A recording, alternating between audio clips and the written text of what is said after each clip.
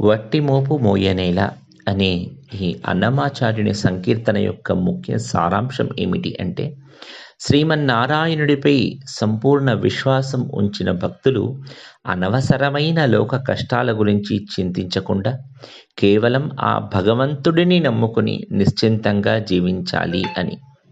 ఇది భక్తులు నిత్య జీవితంలో చేయవలసిన కర్మలు ఆచరిస్తూ లక్ష్మీపతి అయిన శ్రీ వెంకటేశ్వరుడిపై పూర్తి భారం వేసి ఆ భగవంతుని రక్షణలో బ్రతకడం యొక్క ప్రాముఖ్యతను మనకు చెబుతుంది ఈ కీర్తన. వట్టి మోపు మోయనేల వడిములగగనేల పట్టిన నేమము తోడ బ్రతుకగవలదా. వట్టి మోపు అంటే ఖాళీ భారం, అంటే పనిలేని కష్టం ఎందుకు మోయాలి? వడి తొందరగా ఎందుకు మునగాలి? మనం పట్టుకున్న నియమము అంటే నియమంతో బ్రతకకూడదా?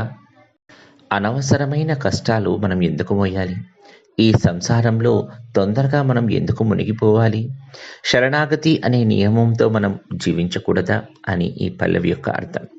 వట్టి మోపు అంటే నిరర్ధకమైన లౌకిక చింతలు అని మనం అనుకోవచ్చు.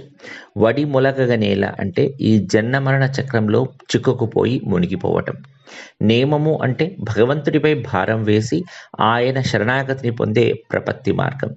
భగవంతుడిని నమ్ముకున్న తరువాత అనవసరమైన చింతలను మోయడము, కష్టపడము మానేసి తాము శరణాగతి అనే నియమాన్ని పాటిస్తూ నిశ్చింతంగా జీవించాలి అని చెబుతున్నారు.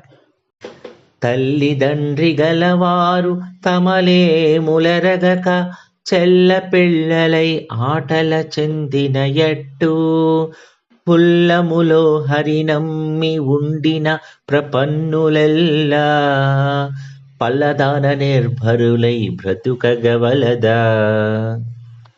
తల్లిదండ్రులు ఉన్నవారు తమ లేములు అంటే లోటుపాట్లు లేమి గురించి తెలుసుకోకుండా చెల్లపిల్లలై నిశ్చింతగా ఆడుకుంటూ ఉండే విధంగా ఉల్లములో అంటే మనసులో హరిని నమ్మి ఉన్న ప్రపన్నులందరూ, శరణాగతి పొందిన భక్తులందరూ పల్లదాన విషయంలో అన్ని విషయాలలో నిర్భరులై భారము లేని వారై బ్రతుకగవలదా. తల్లిదండ్రులున్న పిల్లలు తమ లోటుపాట్లు లేమి పట్టించుకోకుండా ఆడుకున్నట్లు హరిని నమ్మిన ప్రపన్నులందరూ నిశ్చింతంగా ఉండాలి. భగవంతుడు జగత్పిత. తల్లిదండ్రులు ఉన్న పిల్లలు తమ అవసరాలు కష్టాలు పట్టించుకోకుండా అల్లరిగా నిశ్చింతంగా ఉంటారు, హాయిగా ఆడుకుంటూ ఉంటారు. ఎందుకు అంటే తల్లిదండ్రులే తమను చూసుకుంటారు అన్న భరోసాతో. అదేవిధంగా శ్రీహరిని మనసులో దృఢంగా నమ్మితే ఆయనకు శరణాగతి చేసిన భక్తులు తమ కష్టాలు లోపాలు కోరికల భారాన్ని భగవంతుడిపై వేసి దేనికి చింతించకుండా ఆనందంగా నిర్భయంగా జీవించాలి అని ఈ చరణం యొక్క భావం. వాళ్ళందరి బాధ్యత హరి చూసుకుంటాడు అని విశ్వసించడం అన్నమాట. మగడుగల సతులు మంచి ముత్తైదువలై ఎగువనితర మార్గాలు ఎరుగనట్టు నగుతా లక్ష్మీపతి నమ్మిన ప్రపన్నులెల్ల పగటు గర్మము మాని బ్రతుకగవలదా. భర్త ఉన్న స్థతులు స్త్రీలు మంచి ముత్తైదులై ఎగువ అధికంగా ఇతర మార్గాలు ఎరుగనట్టు, ఇతర మార్గాలు పద్ధతులు తెలియని విధంగా నవ్వుతూ లక్ష్మీపతిని నమ్మిన ప్రపన్నులందరూ పగటు ప్రయాసతో కూడిన కర్మము పనులు మానుకొని బ్రతుకగవలదా. పతివ్రత అయిన స్త్రీ భర్తనే నమ్మినట్లు లక్ష్మీపతిని నమ్మిన భక్తులు కష్టతరమైన కర్మలను వదిలిపెట్టి జీవించాలి. పతివ్రత అయిన స్త్రీకి తన భర్తే సర్వస్వం. ఆమె ఇతర పురుషుల గురించి కానీ ఇతర మార్గాల గురించి కానీ ఆలోచించదు. అదేవిధంగా భగవంతుడైన లక్ష్మీపతిని శరణు వేడిన భక్తుడు తన రక్షణ కోసం యాగాలు, కఠిన తపస్సులు, కర్మకాండలు వంటి ఇతర మార్గాలను గురించి పట్టించుకోవాల్సిన అవసరం లేదు. భగవంతుడిపై పూర్తి విశ్వాసమే అత్యున్నతమైన మార్గం. ఆ భారాన్ని వదిలిపెట్టి ఆనందంగా జీవించాలి అని ఈ చరణం యొక్క సారాంశం. ఏలికె నమ్మిన బంటేరికి ప్రియము చెప్పక ఓలిబతి వాకిలిగా చుండిన ఎట్టు తాలిమి శ్రీ వెంకటేశు దాసులైన ప్రపన్నులు పాలించినాతని నమ్మి బ్రతుకగవలదా. ఏలికే అంటే యజమాని.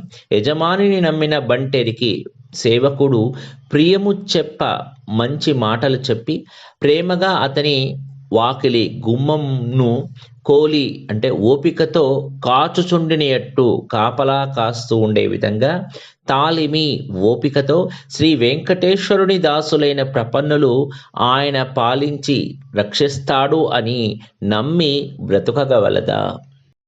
రాజును నమ్మిన సేవకుడు అతని ఆదరణతో వాకిలిలో కాచుకుని ఉన్నట్లు వెంకటేశుని దాసులైన ప్రపన్నులు ఆయన రక్షణను నమ్మి ధైర్యంగా ఉండాలి. ఒక విశ్వాసపాత్రుడైన సేవకుడు తన యజమానిని గుడ్డిగా నమ్ముతాడు. ఆ యజమాని అతడిని ఆదరించి వాకిలి వద్ద కాపలా ఉంచినప్పుడు ఇక అతడికి వేరే చింత ఉండదు.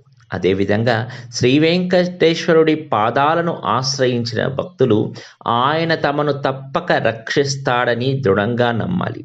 జీవితంలో ఎదురయ్యే కష్టాలకు భయపడకుండా నిశ్చింతగా ఉండాలి.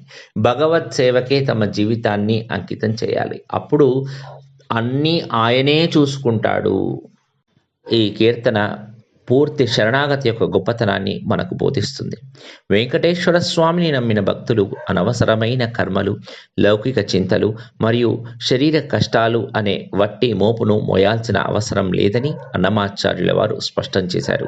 తల్లిదండ్రులు లేదా భర్త యొక్క రక్షణలో ఉన్నవారిలాగే ప్రపన్నులు తమ సర్వభారాన్ని లక్ష్మీపతి అయిన శ్రీహరిపై వేసి నిర్భరులై అంటే నిశ్చింతగా, ప్రశాంతంగా, ఆనందంగా బతకాలని ఈ కీర్తన మనకు సందేశం ఇస్తుంది.